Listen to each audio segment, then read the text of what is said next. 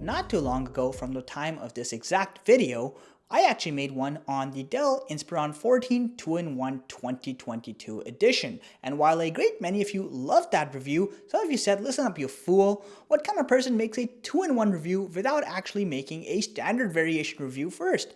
Point noted. Well, here is the Dell Inspiron 14 Standard Edition review. As you might have guessed, it's rocking the latest internals, including Intel's i7-1255U processor, 16GB of DDR4 memory, a modest 512GB solid-state drive. We also have Intel's integrated Iris Xe graphics. Additionally, we have Wi-Fi 6E and Bluetooth 5.2 standards on board. And finally, this is a 14-inch Full HD plus non-touch captive display. There is a lot to talk about with this laptop, stuff that people, particularly look for when they're generally shopping for laptops. So let's get right into it. The packaging on the Dell Inspiron 14 isn't exactly the most eventful thing about this laptop. But with that said, it's well within the norms. So once you remove the content seal and proceed to remove the stuff inside the box, the first thing you'll stumble upon, of course, is the laptop itself. Remove all that protective packaging around it, and here you have the Dell Inspiron 14.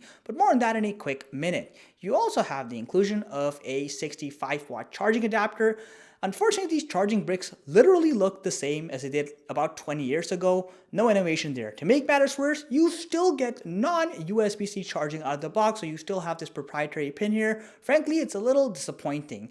Now, you do have a standard wall outlet charging cable piece, and past that, you have the quick start guide warranty and regulation information. In terms of design, the Inspiron 14 has a pretty similar look compared to last year's model, but there are a couple of subtle changes. So firstly, of course, you have that iconic platinum silver color, which you get with most of Dell's Inspiron laptops. Looks very nice, and also the fact that you have a mix of metallic and plastic surface finishes makes this look like a pretty high quality laptop, despite being a mid-range machine. Now, it's worth noting you do have an approximate weight of 3.4 pounds, which is pretty manageable, but not necessarily the lightest in the 14-inch segment.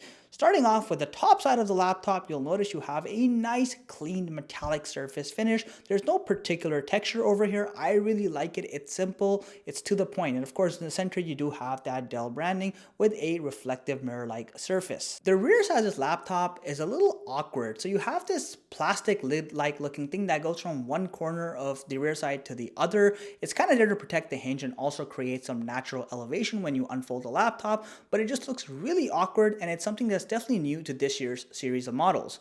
Now, when you get to the side of the laptop, you'll notice IO port diversity is a little bit more towards the disappointing side.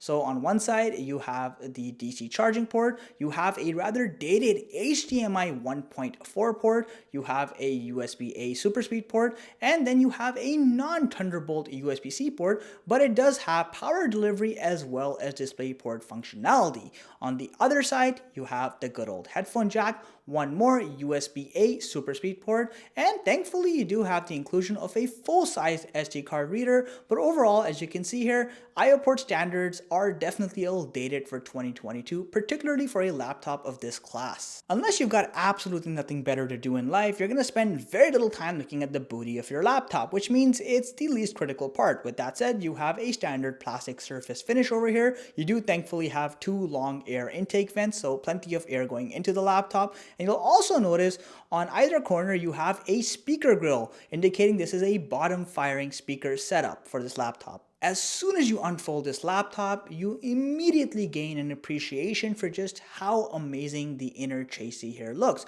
So for beginners, you have a full metallic finish, which feels really premium. You have a generous amount of palm rest space, which is abnormally good for a 14-inch laptop. It puts a lot of 15-inch laptops to shame at that as well. But another great feature here is that enormous size trackpad.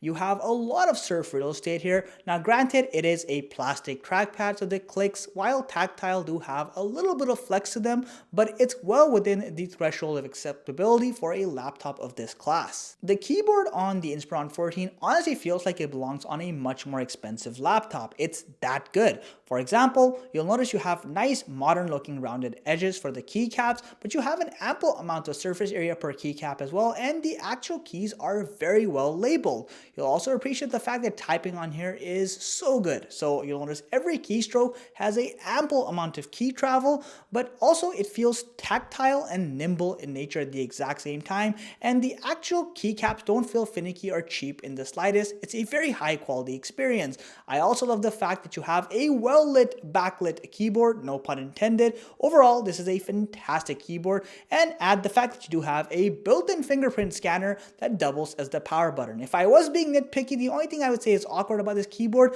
is the up and down arrow key. It's almost like Dell made one button and then they forgot they need two, so they kind of split it in half. But again, I'm being nitpicky here. Directly past the keyboard, you have the 2-tier hinge mechanism, and honestly for the most part it's sturdy, solid, and it should last for the years to come. You'll also notice that awkward plastic lid thingy I mentioned about earlier in the review kind of serves as a natural elevation for the laptop when you unfold it, so I guess it does have an intended purpose.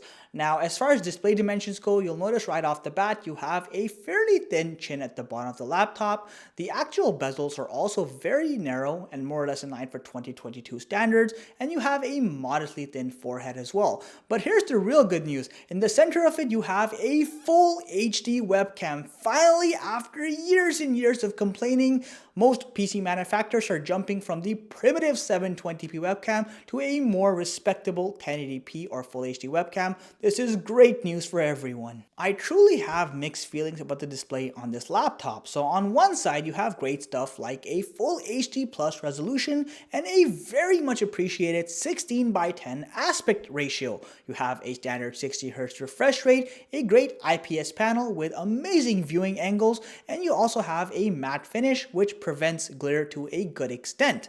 But then just when I was about to go party, I also learned this laptop has an approximate sRGB rating of 56%. Honestly, I feel like a part of my soul is being sucked out every time I look at this display because of the poor color accuracy.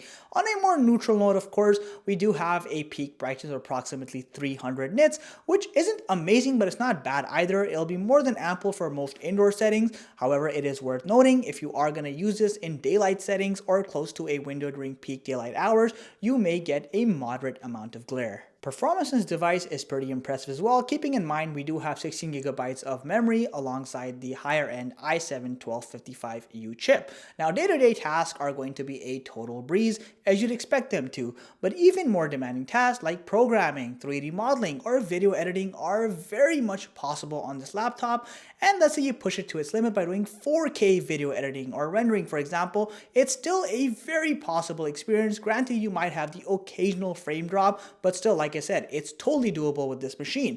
Even when you're doing stuff like casual gaming, games like Fortnite can give you a comfortable 40 plus frames per second on lower medium settings with that Intel Iris Xe chip, which really isn't bad performance for a productivity type laptop.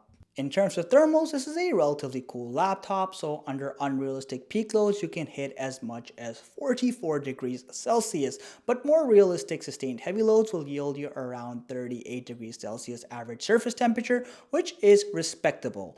Now fan noise wise, this laptop can get quite loud with noise levels peaking at around 47 decibels. Thankfully, this only happens when you're running extensive activities. When you're doing more moderate to light activities like web browsing or watching YouTube, the fan rarely goes on.